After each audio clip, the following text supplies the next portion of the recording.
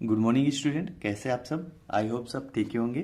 तो हम लोग फिजिकल फार्मास्यूटिक्स का जो पढ़ रहे थे उसमें से जो फिफ्थ यूनिट था उसमें हमारा एक्सपेरिमेंट एक था जो हमको कवर करने हैं। तो उसमें हमारा जो ऑब्जेक्ट है आज का, to determination of p K a value by half neutralization method and Henderson Hasselbalch equation. इसके थ्रू हमको क्या करना है, पी के ए वैल्यू को डिटरमाइन करना है। अब इस एक्सपेरिमेंट में ये जानना ज़्यादा ज़रूरी है कि हम क्या करने वाले हैं। इसमें हम लोग किसी सॉल्यूशन की पी के ए वैल्यू को डिटरमाइन करने वाले हैं। पी के ए वैल्यू क्या होती है इसके बारे में देख लेते हैं। पी के ए वैल्यू जो रहता है वो किसी भी सॉल्यूशन की एसिडिक नेचर को डिटरमाइन करता है, एसिडिक नेचर को बताता है। मतलब कि जो पी के ए वैल्यू जो रहती है अगर हाई है तो उसकी एसिडिक नेचर, किसी सॉल्यूशन की जो एसिडिक नेचर जो रहती है वो कम होंगी। अगर पी के ए वैल्यू कम है तो उसकी एसिडिक नेचर जो है वो ज़्यादा होगी। तो उसी को हम लोग half neutralization method and Henderson Hasselbalch equation के थ्रू हम लोग किसी सॉल्यूशन की पी के ए वैल्यू को डिटरमाइन करने वाले हैं। तो उसमें रिक्वायरमेंट्स जो लगने वाले हैं हमको, तो उसमें है 0.1 molar acetic acid, 0.1 molar NaOH solution and phenolphthalein, distil water. Glass wares में लगने वाले हैं ब्यूरेट स्टेन टाइट्रेशन के लिए, beaker, bulb pipette, glass rod, conical flask and pH meter, pH को डिटरमाइन करने के लिए, क्योंकि अगर किसी सॉल्यूशन में पीएच चेंज हो रहा है तो उसको डिटरमाइन करने के लिए पीएच मीटर का हम लोग इसमें यूज कर रहे हैं। आगे जैसे देखते हैं, ये जो एक्सपेरिमेंट है किस प्रिंसिपल पे बेस है, पोटेंशियोमेट्रिक टाइट्रेशन के बेस पे है ना। इसमें जैसे देखें, second, when acidic acid is titrated with strong bases NaOH it's form salt. अब जैसे एसिडिक एसिड के साथ हम लोग टाइट्रेट करेंगे, जो स्ट्रॉन्ग बेस है NaOH, इसके साथ अगर टाइट्रेशन करेंगे तो हमारा जो एसिडिक एसिड है, स्ट्रॉन्ग एसिड जो है वो क्या करने लगेगा, सॉल्ट के फॉर्म में हमको मिलेगा। ये हमारा है सॉल्ट फॉर्म। ठीक है, आगे जैसे उसी में टाइट्रेट करते जाएंगे, है ना। NaOH का सॉल्यूशन जो है अब अगर एसिडिक एसिड के अंदर डालते जाएंगे, as titration proceed and the concentration of acidic acids decrease. अब जैसे एसिडिक सॉल्यूशन जो है तो उसकी एसिडिक जो प्रॉपर्टी है वो डिक्रीज होने लगेंगी और जो कंसेंट्रेशन ऑफ सॉल्ट है वो इंक्रीज होने लगेगी। सेकेंड ऐसे देखें, pH first increase sharply then gradually becomes buffer solution is form. अब जैसे जैसे वो उसका पीएच इंक्रीज होते जाएगा देन लास्ट में क्या हो जाएगा, वो एक बफर सॉल्यूशन में कन्वर्ट हो जाएगा। अब जैसे इसमें देखें, हमारा एसिटिक एसिड है एंड यानी कि एसिटिक एसिड मतलब कि वीक एसिड एंड प्लस हमारा जो है सोडियम एसिटेट, है ना। सोडियम एसिटेट हमारा क्या हो जाता है, सॉल्ट का फॉर्म। तो ये हमारा वीक एसिड एंड सॉल्ट, ये हमारा क्या बन रहा है, एसिडिक बफर बन रहा है। फिफ्थ में जैसे देखें, according to Anderson Hasselbalch equation, इसके इक्वेशन के बेस पे जैसे देखें तो pH is equal to p K a plus log salt upon acid. तो इसमें हमको फाइंड आउट क्या करना है, पी के ए वैल्यू को, है ना। पी के ए वैल्यू को हमको इसमें फाइंड आउट करना है। तो इसी को आगे जैसे देखते हैं, एट हाफ न्यूट्रलाइजेशन पॉइंट। अब हाफ न्यूट्रलाइजेशन पॉइंट क्या है, इसमें salt is equal to acid. अब वहां के जो न्यूट्रलाइजेशन पॉइंट जो रहेगा साल्ट और एसिड के बीच के जो पॉइंट रहेगा उसी को क्या बोलते हैं, हाफ न्यूट्रलाइजेशन पॉइंट बोला जाता है। अगर हाफ न्यूट्रलाइजेशन मेथड को अच्छे से समझे तो फिर at half neutralisation point half of the acid is neutralised by base. मतलब क्या बोल सकते हैं इसमें, मतलब जो एसिडिक नेचर रहेगा वो आधा न्यूट्रलाइज हो जा रहेगा बेस के फॉर्म में। ठीक है, तो उसी को बोला जा रहा है हाफ न्यूट्रलाइजेशन पॉइंट। तो इसमें हमको फाइंड आउट करना है इक्विवेलेंट पॉइंट। एक जो इक्विवेलेंट पॉइंट जहां पे वो न्यूट्रलाइज हो जाएगा वो वाला पॉइंट रहेगा हमारा, ये वाला जो equivalent point. And P K a value, P K a value जो हमारा रहेगा इस तरीके से, जो हमारा न्यूट्रलाइज होने के बाद जो हाफ न्यूट्रलाइजेशन पॉइंट रहेगा वो हमको पी के वैल्यू जो है उसी को हमको फाइंड आउट करना है। तो आगे हम लोग जैसे देखते हैं एक्सपेरिमेंट के बेस पे। सो स्टूडेंट, इसका प्रोसीजर थोड़ा सा देख लेते हैं। सबसे पहले हमको क्या करना है, take a 70 ml of 0.1 molar acetic acid solution in conical flask. Conical flask में हम लोग को 70 ml 0.1 molar acetic acid solution ले लेना है। अब उसको हम लोग को क्या करना है, एक बीकर में रख लेना है। एक बीकर में कितना रखने के बाद 70 ml, जैसे कोनिकल फ्लास्क 70 ml जो हमारा एसिटिक एसिड है उसको बीकर में रखने के बाद उसमें इलेक्ट्रोड को क्या है, डीप करना है ना। जो पीएच मीटर का जो इलेक्ट्रोड रहेगा उसको डीप कर देना है। देन नेक्स्ट प्रोसीजर जो रहेगा हमारा, टेक अ ब्यूरेट, एक हमको ब्यूरेट लेना है, ठीक है। इस तरीके से हमको एक ब्यूरेट लेना रहेगा, उसमें ब्यूरेट स्टैंड लगा देंगे। ये जो इलेक्ट्रोड है वो पीएच मीटर से कनेक्टेड रहेगा। और आगे जैसे देखेंगे add a 0.1 molar NaOH solution in the burette, इसके अंदर हमको NaOH सोल्यूशन जो रहेगा वो भरे रहेगा। जो हमारा बीकर रहेगा इसमें रहेगा एसिटिक एसिड का सोल्यूशन, ठीक है।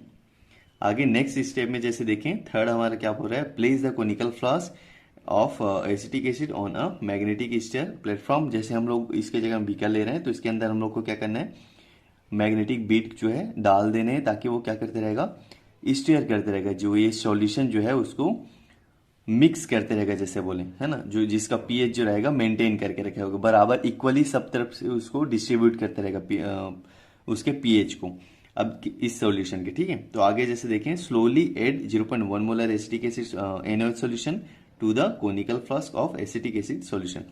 इस सॉल्यूशन के अंदर हम लोग क्या करेंगे, थोड़े थोड़े जो NaOH सॉल्यूशन जो है उसको ऐड करते जाएंगे। जैसे कि 2 ml ऐड किए, तो नेक्स्ट हम लोग देखेंगे 2 ml में क्या होगा, हमारा जो इसका रीडिंग जो है, पीएच मीटर का जो रीडिंग है, पीएच जो है वो चेंज हो जाएगा इस सॉल्यूशन का, है ना। एसिडिक सॉल्यूशन है एसिटिक एसिड का, उसका जो पीएच जो रहेगा वो चेंज होगा थोड़ा सा भी, तो वो जो चेंजेस है वो इस पीएच मीटर में हमको देखने को मिलेगा। तो उस पीएच का जो रीडिंग रहेगा उसको नोट कर लेंगे। 0.08 आ रहा है तो उस पेज को हमको नोट करना है। 2 ml के बाद फिर से उसमें 2 ml जैसे हम लोग ऐड किए, इस सॉल्यूशन के अंदर हम लोग 2 ml फिर से ऐड करेंगे, तो जो चेंजेस आएंगे उसको भी हम लोग क्या करेंगे, नोट करते जाएंगे। इस तरीके से जो पीएच चेंजेस आते रहेगा उसको हमको नोट करते जाना है ना। लगातार ये प्रोसेस जो है कंटिन्यूसली हमको इसको रखना है। तो इस एक्सपेरिमेंट को हम लोग प्रैक्टिकली जैसे आगे देखते हैं।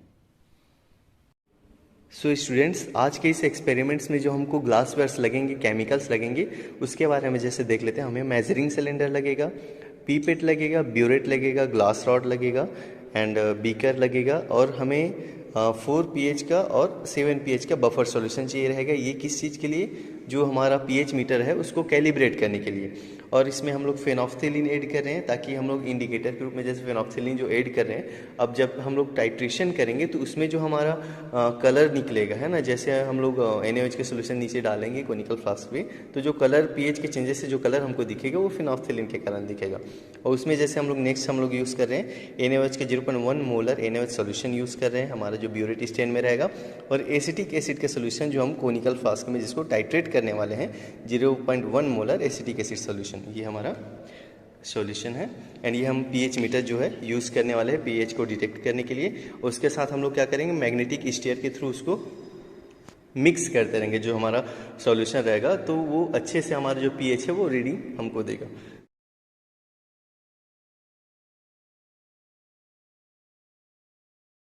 सो स्टूडेंट्स, हमने ये सेटअप तैयार कर लिया है।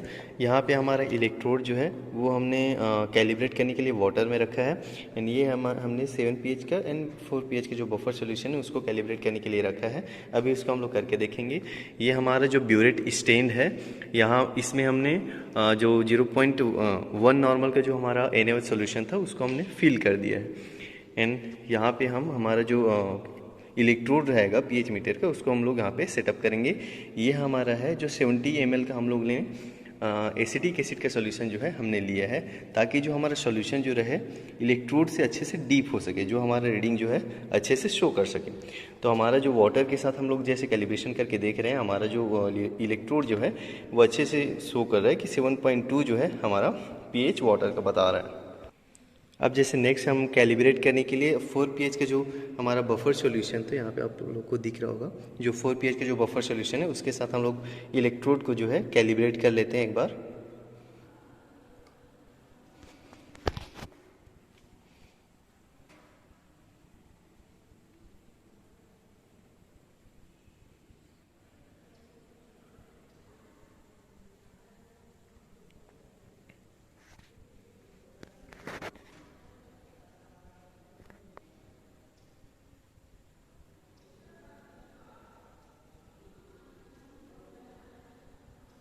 ये जो है हमारा इलेक्ट्रोड जो है वो कैलिब्रेट हो चुका है। 4 pH हमको दिख रहा है, वो अप डाउन हो रहा है, लेकिन वो 4 pH में हमारा आ जाएगा।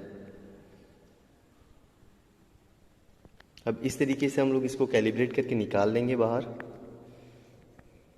अभी इसको फिर से नेक्स्ट हम वाटर से हमारा जो सॉल्यूशन था उसे निकाल के फिर से जो हम 4 pH का जो सॉल्यूशन था उसे निकाल के फिर से हम लोग इसको क्या करेंगे, वाटर का जो सॉल्यूशन है उसमें हम लोग फिर से इसको एक बार कैलिब्रेट अगेन कर लेंगे।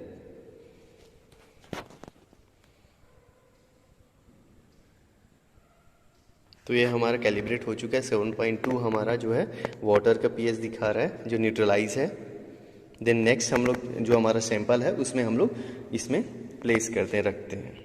अब जब हमने यह इलेक्ट्रोड जो है हमारे एसिटिक एसिड के सॉल्यूशन में हमने जो फिक्स किया है उसमें जैसे हमने इसको रखा है तो फिर हमारा जो रीडिंग जो है 3.8 जो है बता रहा है। इसका जो pH जो है 3.8 बता रहा है ना एसिटिक एसिड का। अब इसके बाद जैसे हम लोग धीरे धीरे जो NaOH का सॉल्यूशन है उसको हम लोग करेंगे है ना, धीरे धीरे नीचे ब्यूरेट से हमारा जो बीकर है उसमें करेंगे तो उसका जो pH है वो धीरे धीरे चेंज होने लगेगा।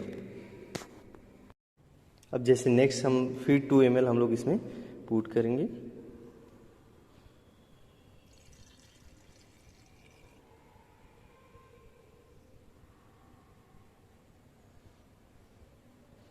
तो हमको देखने को मिलेगा रीडिंग।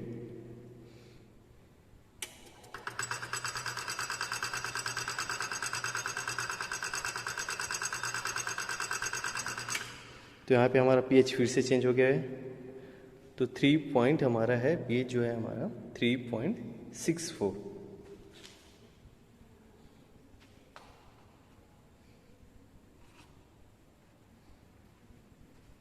इसी तरीके से हमको पूरे इस ब्यूरेट में जितने भी हमको हमारा जो सॉल्यूशन है उसको पूरा लेना रहेगा, है ना।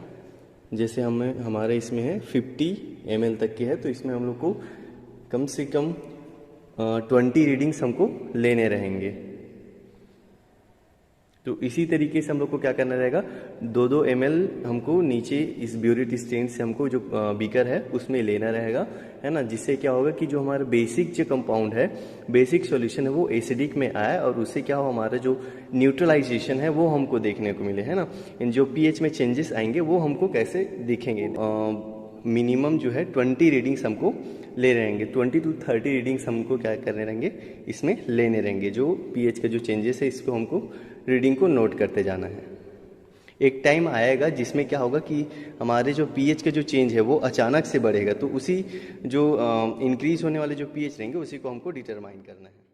जैसे देखें तो फिर इसमें ऑब्जर्वेशन टेबल आ जाता है जिसमें वॉल्यूम ऑफ NaOH जितना वॉल्यूम हम लोग ले रहे हैं वो pH है। उसके बाद जैसे डेल्टा pH आ गया, del V and delta pH upon V।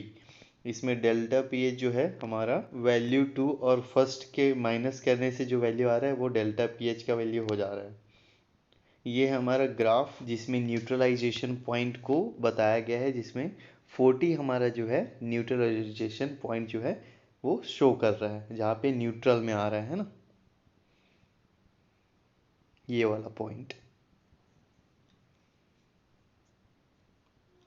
अब नेक्स्ट जैसे देख रहे हैं इस वाले ग्राफ में जैसे देखेंगे तो हाफ न्यूट्रलाइजेशन का मतलब ये है कि जो न्यूट्रल जो हुआ था 40 उसका हाफ जो है 20, ये हमारा जो है वो हाफ न्यूट्रलाइजेशन पॉइंट है जो 4 है ना। 4 का pH हम लोग देख लेते हैं कि किस नंबर पे आ रहा है।